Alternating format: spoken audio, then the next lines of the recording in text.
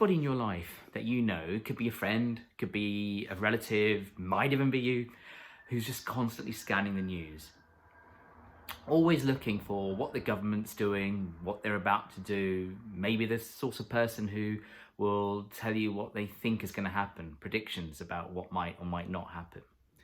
And it's something that, if we do too much of, can be slightly insidious and start to take up too much of our thinking power. And it's something that Stephen Covey, in his brilliant book, The 7 Effective Habits, talks about, and it's called the circle of concern. So here's one I made earlier. So this is a circle of concern.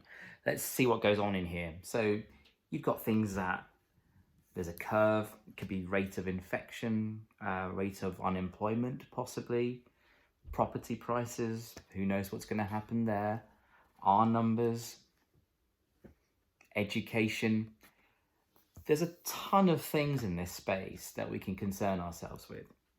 And the other thing he talks about, and try and grab another pen here, is something called the circle of influence.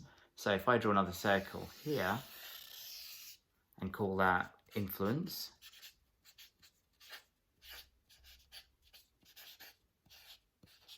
and what he talks about in the circle of influence is things you absolutely can do things about, be it your health, be it your personal finances, be it your attitude.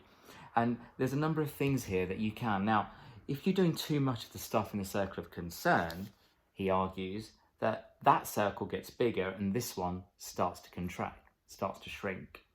Instead, the more you can do here, the more you can start to push that outwards and lessen the circle of concern, which is great because it means you've got more control over your life, and that's surely something we all want. So what goes on in here is habits. And if you're interested in habits, then I run a project called the 30-Day Experiment. So you're welcome to join me on that. I also run some webinars, so I'd love to have you along. So do look out for those. But for now, just wanted to say, yeah, try and shrink that circle of concern and expand your circle of influence. Bye for now.